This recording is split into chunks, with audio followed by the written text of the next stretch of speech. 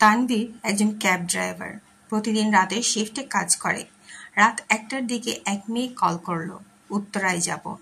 সে গাড়ি থামালো। মেয়েটা চুপচাপ বসে পড়ল। পুরো রাস্তায় মেয়েটা একটাও কথা বলল না। মাথায় সাদা ওড়না, মুখে কোনো অভিব্যক্তি নেই।